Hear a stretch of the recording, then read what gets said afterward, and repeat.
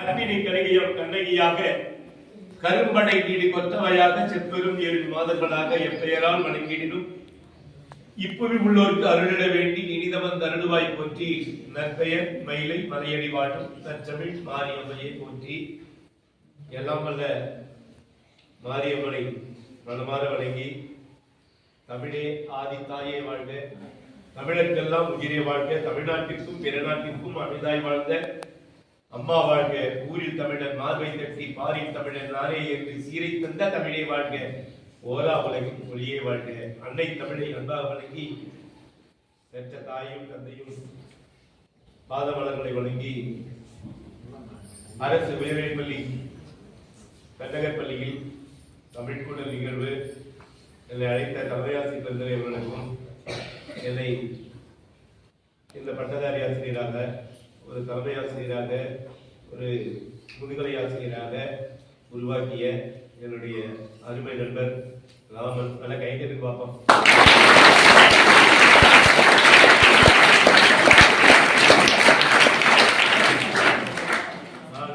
அதாவது நான் கடவுளுக்கு முன்னாடியே 96 ஆண்டு 1996 ஆண்டு முதல் என்னுடைய உச்ச நண்பராக இருக்கிறார். அவரை மூலியமா தான் எனக்கு ஒரு வேலை. தமிழ் கூடல் கூடல் மாநகரம் எது? கூடல் கூடல் மாநகரம் சொல்றது எது? எந்த ஊர் சொல்லுங்க? யாரு? காசு சொல்றது ஒருத்தர், ஒரே ஒருத்தர். இல்லமா எந்த ஊர்? மதுரை. வா இங்க வா.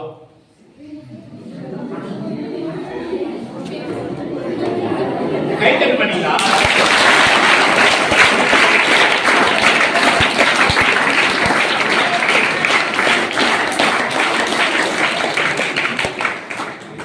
தமிழ் கடவுள் யார்?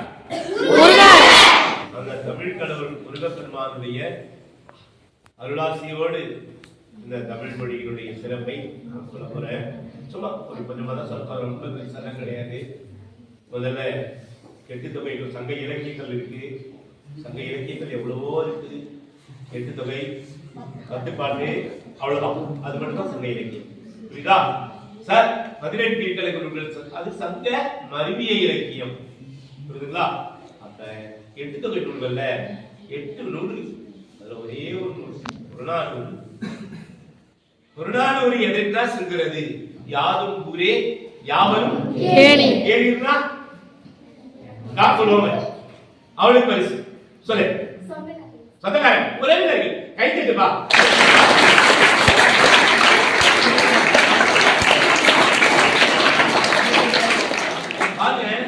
நம்ம எப்பவுமே கேட்டுக்கிறோம் யாரும் ஊரே யாவரும் கேளீர்.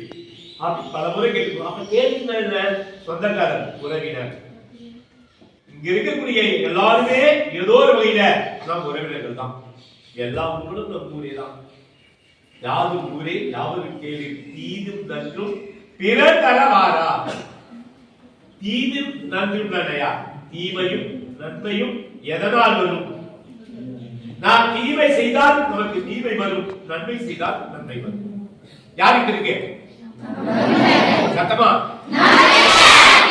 பெரும்பகுதி நன்மை செய்யணுமா தீமை செய்யணுமா?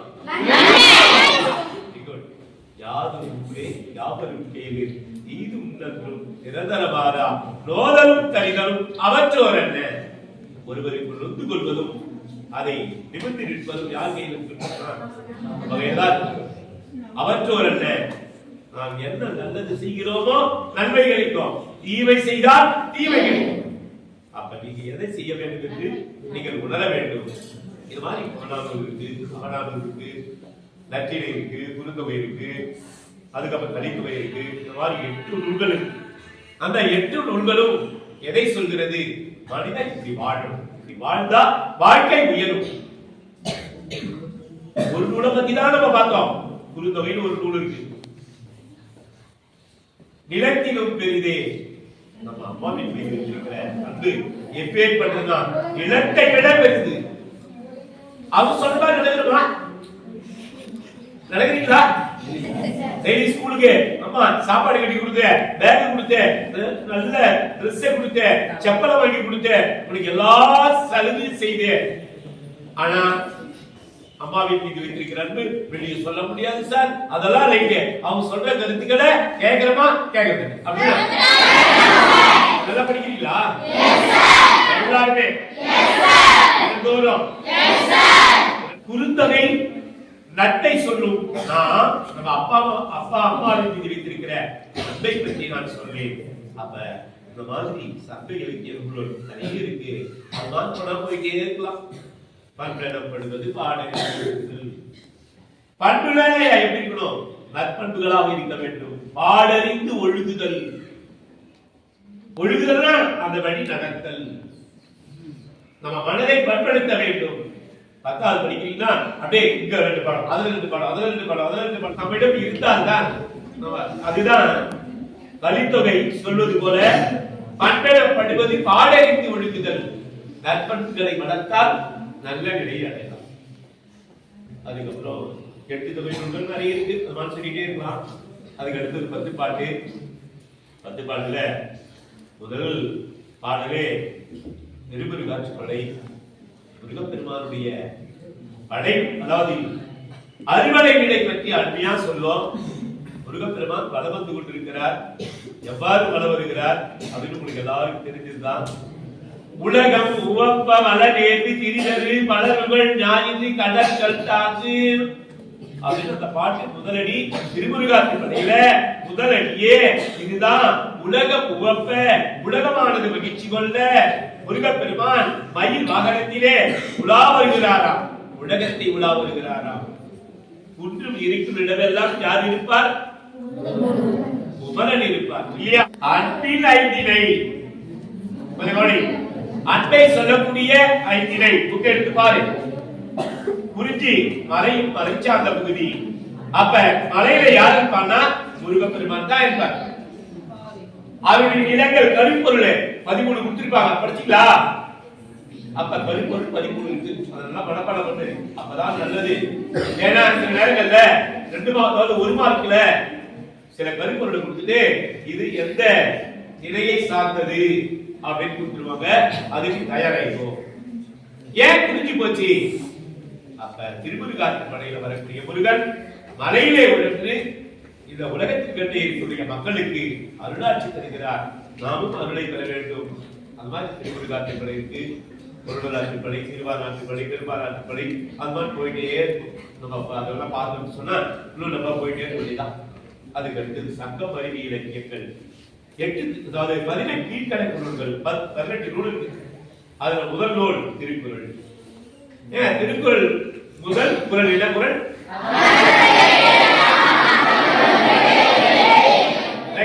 கடைசி திருக்குறள் என்ன? கூடுதல் காமத்திற்கேற்பம் அதற்கேற்பம் கூடி முயங்க பெரில் அப்படின்னு கடைசி 1333வது திருக்குறள். இதுதான், வேற ஒன்றும் கிடையாது. அதான் கடைசி திருக்குறள். இண்டுல முடியும். அப்ப தமிழ் அட்டைகளுக்கு எப்படி இருக்கும்? ஆளு தொடங்கி இண்டுல முடியும் இல்லையா? அந்த மாதிரி திருக்குறள் கூட அந்த மாதிரி முடிகிறது. சரி, அது 3 இயல்களுடைய தெரியலையா உங்களுக்கு? அறுத்துப்பால், பொருட்பால், காமத்துப்பால் இல்லையா? அறுத்துப்பால் எத்தனை அதிகாரம்? 98. பொருட்பாலில் உள்ள அதிகாரங்கள் 70. காமத்துப்பாலில் உள்ள அதிகாரங்கள் 25. மொத்தம் 133 அதிகாரத்தை உடையது திருப்பி. பெரும் செல்வம் தோன்றிய கால் தொட்டி மகன் நடந்த கூழ் பல்லோரோடு உங்க அகடுரையார் மாற்றும் செல்வம் சகடக்கால் போல வரும். செல்வமே நிலை கிடையாதுங்க. செல்வம் சகடைக்கால். சகடைக்கால்னா சக்கரை எப்படி இருக்கும்? சக்கரை துணி கால் இருக்கு இல்லையா? அது மேல போகும், கீழே போகும், சுத்திட்டே தான் இருக்கும். இல்லைங்க யாருக்கு இருக்கும்? நாளைக்கு அவங்க கிட்ட போவோம், அவங்க கிட்ட போவோம், டீச்சர் கிட்ட வரும், பிடி சார் கிட்ட போவோம், ரைட் சார் கிட்ட வரும், சோசியல் சார் கிட்ட வரும், எச்எம் கிட்ட போவோம். செல்வம் என்பது நிலையானது அல்ல, கல்வி ஒன்றே நிலையானது என்று சொல்லி நான் யார் சொல்றேன். அதுல பாத்தீங்கன்னா நிறைய இருக்கு. 18 நூல் இருக்கு. எல்லா நீதிகளை சொல்லக்கூடியது, ஒழுக்க கருத்துக்களை சொல்லக்கூடிய நூல்கள். ஏன்னா உன்னைக்கு ஊர் வளர்த்தலின்னா அருள் பிரகாச திரு அருள் பிரகாச வள்ளலார் சொன்னது போல கரிய திரித்து இந்த கரியை நம்ம வளர்க்கணும். கண்டிப்பா ஊழ் இறைச்சிய சாப்பிடவே கூடாது. ஊழை இருந்து ஊழ் வளர்த்தலின்னா யார் சொல்லுனா? அதுக்கு அடுத்தது நம்ம 4000 வந்தோம். அதுல ஒரே ஒரு குலசேகர ஆழ்வார். குலசேகர ஆழ்வார் என்ன சொல்கிறார்? இந்த உலகத்தின் கண்ணே எனக்கு நிலத்தை ஆளக்கூடிய பதவி வேண்டாம், எனக்கு மன்னர் பதவி வேணுமா? வேணாம். தேவலோகத்தில் இருக்கக்கூடிய தெய்வேந்திரன் சொல்றாங்க இல்லையா, அந்த பதவி வேணுமா? வேண்டாம். எனக்கு எங்க தெரியுமா பதவி வேணும்? எங்க இருக்கிற? ஏழுமலையா நீங்க எப்படி கொண்டு இருக்கிறார்? சொல்லுவோம். ஏழுமலையா? திருப்பதி இல்லையா? அப்ப திருப்பதியில நானு உலகத்துல ஒரு வீணா பிறக்க வேண்டும். ஏன்னா நான் வீணா பிறந்தேன்னு சொன்னா நீ தினந்தோறும் குளத்துல வந்து உன்னை குளிப்பாட்டுவாங்க இல்லையா, அபிஷேகம் பண்ணுவாங்க இல்லையா சாமிய, அந்த சாமி அபிஷேகம் பண்ணுகிற பொழுது அந்த தண்ணியை மேலப்படும், அதுவே எனக்கு புள்ளிய சொல்லி குலசேகர ஆழ்வார் நானு பிள்ளை ஆளக்கூடிய பதவி வேண்டாம், மண்ணை ஆளக்கூடிய பதவி வேண்டாம், திருப்பதியில இருக்கக்கூடிய குளத்தின் கண்ணே ஒரு வீணாக பிறக்க வேண்டும். நான் வீணாக பிறப்பானே ஆனால் புண்ணிய கிடைக்கும். ஏன்னா நீ வந்து குளிக்க போற, தினந்தோறும் ஒன்னு அபிஷேகம் பண்றாங்க, அந்த அபிஷேகத்தை நீ என் மீது பண்ணுகிற பொழுது என்னுடைய உடலெல்லாம் எப்படி இருக்கும்? மகிழ்ச்சியாக இருக்கும், எனக்கு புண்ணியம் கிடைக்கும், முக்தி கிடைக்கும். ஆனாத செல்வத்து அரம்பையர்கள் தசூழ வாடாலும் செல்வமும் மன்னரசுயான் வேண்டேன் நேரார் பூஜோரை திரிவேகட துணையில் வீணாய் திறக்குள் வடிவுடைய நாளே என்று சொல்லி குலசேகர ஆழ்வார் யாரை வேண்டுவார்? ஏழுமலையானை, அதாவது மாயவனை அல்லது கோவிந்த பெருமானை. ஏங்க நீங்க சாமி பேர் வைக்கிறோம்? டே கோவிந்தா, ஜெகநாதா, ஸ்ரீரங்கா, ராமா, லக்ஷ்மணா, வேல்முருகா, சரவணா, ஏன் அப்பா அம்மா நமக்கு ஏன் பேர் வைக்கணும்? அந்த மாதிரி நரேஷ், குரேஷ், குரேஷ்,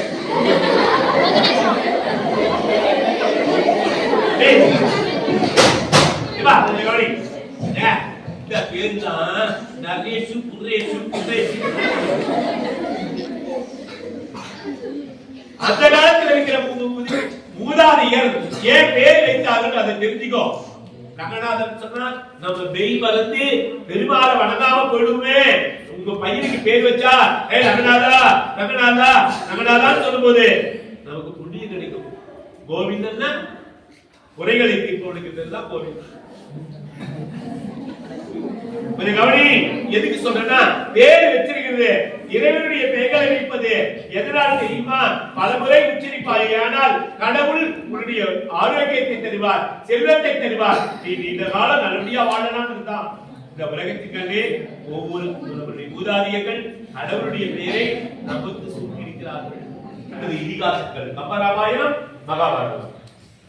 மகாபாரதத்துல நம்ம டிராமால பார்ப்போம் இல்லையா? இல்ல டிராமா பார்த்துக்கிறோம்.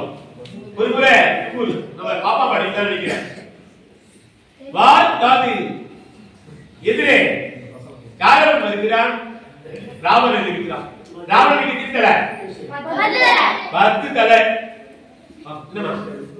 10 தலையுடைய ராவணன் இலங்கை மாநகரிலே சீதா பிராட்டியாரை மண்ணோடு பெயர்த்து அழைத்து சென்றார் இல்லையா? அதெல்லாம் படிச்சிட்டீங்க. கம்பராமாயணம் உண்டா? என்ன பாட்டு? பெய்யோன் ஒளி தன்மையே நீ சோதிய மறைய இல்லையா?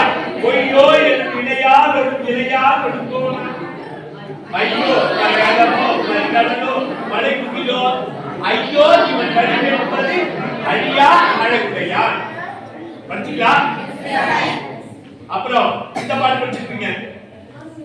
கண்டலை மயிலாட தாமரை விளக்கம் தாங்க ஒன்றன் உடவினருக்கு புகழை கல்வி நோக்க. என்னப்பா இந்த பாட்டு ரைட். அவ்வாறு நான் பார்த்தது அதாவது அனுமன் என்ன செய்கிறான்? ராமனுக்காக தூது செல்கிறார். எங்கே செல்கிறார்? எங்கே செல்கிறார்? இலங்கை மாநகரம். அப்படி செல்கிற பொழுது அவனை அந்த ஆஞ்சநேயரை அந்த 10 தலையுடைய ராவணன் என்ன செய்கிறான்? அவனை பிடித்து வைக்கிறான். பிடித்து வைத்து ஏ குறைங்க, அனுமார் இல்லையா, தெய்வம் இல்லையா, நமக்கு அடியவர், ராமனுடைய அடியவர் யார்? அனுமான். அனுமான வணங்குனா உடனே என்னுடைய பக்தி, என்னுடைய அடியார், என்னுடைய பக்தனுக்கு ஏதாவது செல்வம் இல்ல, கல்வி வரல உடனே ராவணன் கிட்ட சொல்லி திடீர்னு வாங்கி தருவாங்க. அதுக்குதான் நிறைய பேர் ஆஞ்சநேயரை வணங்குவாங்க. அவ்வாறு ஆஞ்சநேயரை வணங்குகிற பொழுது ஆஞ்சநேயரை என்ன செய்கிறான்? கையினாலே கட்டினான். யாரு கட்டது? ராவணன். ராவணன் அதாவது அனுமன் எதுக்காக போயிருக்கிறார்? யாரை காண போயிருக்கார்? நாட்டியரை காண போனார். போயிட்டு பார்த்தார். நீ உனக்கு கலைஞர் படிப்பா அப்படி என்ன செய்கிறார்? அனுமனை கட்டுகிறார். கட்டி கீழே வச்சார். கட்டி வச்ச உடனே பத்திரத்தலை ராவணன் என்ன செய்கிறான்? அரசர் இலங்கை மாநகரத்தில் அப்படி மேல உட்கார்ந்து இருக்கான். ஒரு வெள்ள சிம்மாசனத்தின் மீது உட்கார்ந்து கொண்டிருக்கிறார். பார்த்து யார் தெரியுமா? நீ குரங்கு, நீ சாதாரண குரங்கு, எப்பேற்பட்ட இருக்கா வந்த அப்படின்னு சொல்லி அனுமனை யார் அவன்? பத்து தலையுடைய ராவணன் திட்டுகிறார். அப்படி பத்து தலையுடைய ராவணன் திட்டுகிற பொழுது இது என்ன சொல்கிறது? வாளினாலே கொட்டை கட்டி வாழு இல்லையா அது வேற அப்படி எப்படி ராவணன் எந்த சிம்மாசனத்தில் உட்கார்ந்து கொண்டிருக்கிறானோ அதற்கு நிகராக யார் உட்கார்ந்து கொண்டிருக்கிறது? அனுமான். அப்ப சொல்கிறார், நீ யாரு தெரியுமா? நீ எப்பேற்பட்டவன் தெரியுமா? நீ வாலிபுடைய பையன் இல்லையா? வாலி யார் பக்கம் இருந்தா? என் பக்கம் இருந்தா. உங்க அப்பா எனக்கு வந்து தெரிஞ்சவர். ஆதரினாலே வாலினாலே கோட்டை வெட்டுகிற பொழுது அந்த பத்து தலையுடைய ராவணன் கேட்கிறார் ஆஞ்சநேயரை பார்த்து, ஏய் குறைக்கினவே வாடா கொடா. அது கோபம் வந்துச்சு. அதுக்கு அடுத்தது சிற்றிலக்கியங்கள் இருக்கு, அதுக்கப்புறம் சிறுகதைகள் இருக்கு, நாடகங்கள் இருக்கு, அது மாதிரி போயிட்டே இருக்கு. நாட்டுப்புற இலக்கியங்கள் இருக்கு. சொல்லிட்டே போலாம். இவ்வாறு தமிழ் மொழியுடைய சிறப்பு மறந்து கிடக்கிறது. எனக்கு ஒரு ஆசை, இந்த கட்டகர் அரசு உயர்நிலைப் பள்ளியிலே தமிழில யார் 100 மதிப்பெண் எடுக்கிறார்களோ, தமிழ் ஃபர்ஸ்ட் வருகிறார்களோ அவர்களுக்கு 5000 ரூபாய் நானே பரிசு தருகிறேன் என்று சொல்லி வேறுபடுற சார் மூலியமா சொல்லிட்டு போறேன்.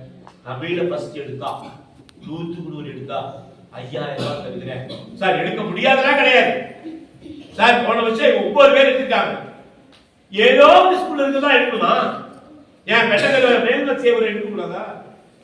யார் வேணாலும் எடுக்கலாம். நம்ம குழந்தைகளை மாதிரி தமிழ் எழுதுறவங்க, தமிழ் வழியில படிக்கிற குழந்தைகள் எப்படி தெரியுமா? தில்லா எந்த ஒரு திறமையாலும், அதாவது எந்த ஊருக்கு போனாலும் சரி திறமையா வெளியே வந்துருவான். ஆனா மெட்ரிகுலேஷன் அப்படி கிடையாது. அவனுக்கு கூட ஒரு ஆள் போயிட்டே தோண்டி நிலைமை ஏற்படுகிறது. செட்டியில் 8 போய் 1 8 போய் விட்டுட்டு வந்தா நீ பஸ் ஏறி யாராவது கேட்டு ஓட தெரியும் இல்ல? பரிவார மாட்டியா? நம்மளுடைய தமிழ் வழியில இருக்கக்கூடிய மாணவருடைய பெருமை. மாணவ சிறுவர்களாகிய நீங்கள் நன்றாக படிக்க வேண்டும். இந்த பள்ளிக்கு நன்மை பெற்று வேண்டும். ஒவ்வொரு நாளும் வருகிற பொழுது பாதுகாப்பாக வாங்க, பாதுகாப்பா போ. தயவு செய்து ஆட்டோவில் வர பஸ் பாதுகாப்பா போ. உன்னை நம்பி உன்னுடைய தாய் தந்தை இருக்கிறார்கள் என்பதை மற வேண்டாம், மறந்திருக்க வேண்டாம். நமக்கு ஒரே தெய்வம் தாயையும் வணங்கி நீங்கள் வாழ்க்கையில் மென்மேலும் உயர எல்லாம் வல்ல அன்னை ஆதிபராசக்தி உங்களுக்கு துணை இருக்க வேண்டும்.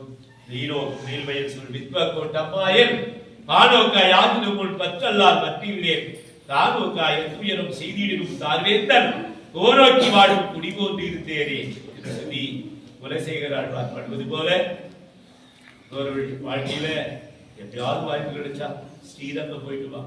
நல்ல கிடந்த கோலத்திலே நம்ம சிங்கவரம் இருக்கக்கூடிய அதே பெருமாள் தான் அங்க இருக்கார். புரியுதா? எப்பயாவது கிடந்த கோலத்திலே இருக்கிறார். அதாவது பச்சை வெத்தலையிலே படுத்துக் கொண்டிருக்கக்கூடிய இறைவனை வணங்குகள்.